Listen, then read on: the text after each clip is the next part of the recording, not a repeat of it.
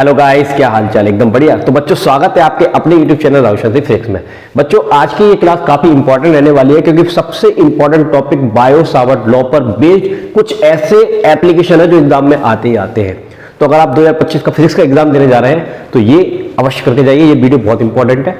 5 से 10 मिनट का समय लूंगा और सारे डाउट क्लियर हो जाएंगे और वो डेरिवेशन भी आपके अच्छे से क्लियर हो जाएगी। साथ में आप एग्जाम में अगर कोई न्यूमेरिकल भी आए ना तो आप कर सकते हो। ठीक, चलिए।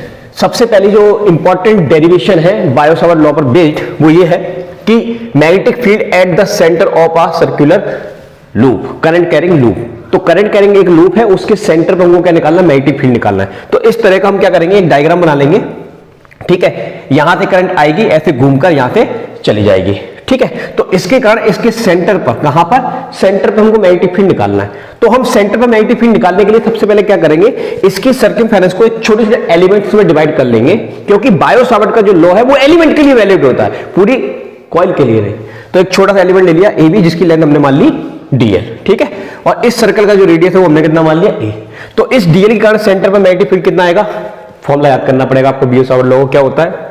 Mu naught upon 4 pi I D S sine theta upon R square. अब यहां पर इसकी रेडियस ए है तो हम आर के स्थान पर ए रख देंगे, और सेमी सर्कल का जो एंगल होता है वो 90 डिग्री होता है, तो थीटा बराबर 90 डिग्री रख देंगे। तो दोनों वैल्यू को यहां पर पुट करेंगे। ठीक है, साइन 91 होता है तो ये यहां 1 हो जाएगा, आर की जगह आ जाएगा ए। तो ये आपकी एक इक्वेशन आ गई है। तो यही आंसर है इस एलिमेंट के कारण सेंटर पर मैग्नेटिक फील्ड का, यही आंसर है। लेकिन हमें पूरी सर्कल के कारण निकालना, पूरी सर्कल फिर के कारण निकालना। तो हम क्या करेंगे, इसको इंटीग्रेट कर देंगे। इसको क्या कर देंगे बेटा? इंटीग्रेट कर देंगे। ठीक है, तो इंटीग्रेट कर देंगे तो सेंटर पर टोटल आ जाएगा। तो अब हमने इंटीग्रेट किया।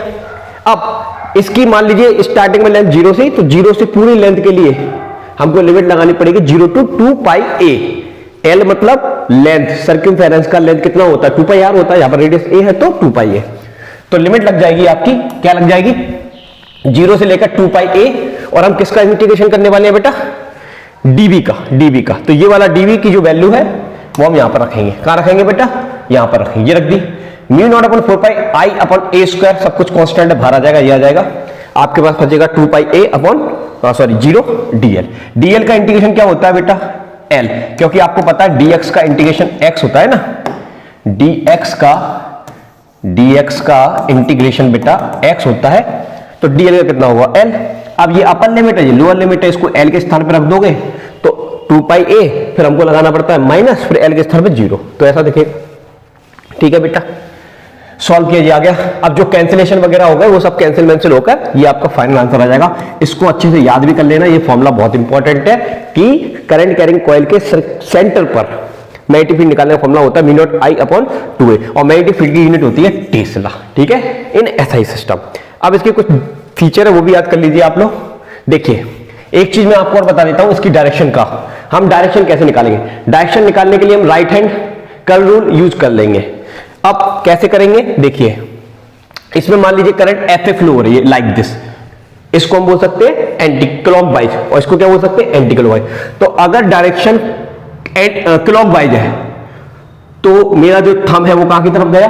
अंदर की तरफ। तो मैग्नेटिक फील्ड की डायरेक्शन कहां होगी? इनसाइड। ठीक है, जैसे मान लीजिए ना, अभी मैंने आपको बताया ना, अगर करंट ऐसे जा रही है एंटी क्लॉकवाइज तो मैग्नेटिक फील्ड कहां जा रहा है? अंदर। और अंदर को शो करने के लिए हम लगाते हैं क्रॉस। और अगर आपकी डायरेक्शन एंटी क्लॉकवाइज है, घड़ी की अपोजिट डायरेक्शन में, तो आपने ऐसे मोड़ना है, तो कहां दिखा रहा है? बाहर। और बाहर के लगाते हैं डॉट। ठीक है, तो आप अपने डायग्राम में जैसे भी आपने करंट का ओरिएंटेशन दिया होगा उसके अकॉर्डिंग आप उसकी डायरेक्शन लिख पाएंगे। क्लियर है बेटा? ओके, चलिए। एक छोटी चीज और याद रखिए, अगर आपका हाफ सर्कल के लिए पूछ लिया जाए तो हाफ सर्कल के लिए कुछ नहीं करना, फॉर्मूला वही रहेगा mu not I upon 2r, साथ में आपको 1/2 का मल्टीप्लाई कर देना। अगर 1/4 के लिए पूछा जाए तो 1/2 की जगह क्या लिखना है? 1/4 लिखना है उसी फॉर्मूले में। और किसी भी एंगल के लिए पूछा जाए तो mu not I upon 2r theta upon 360 वाला फॉर्मूला आप यूज कर लेंगे। मोस्ट इंपॉर्टेंट है, इससे किसी भी सिचुएशन में आप मैग्नेटिक फील्ड निकालेंगे। इस पर बहुत ज्यादा क्वेश्चन आते हैं, इसको जरूर अच्छे से कर लेना।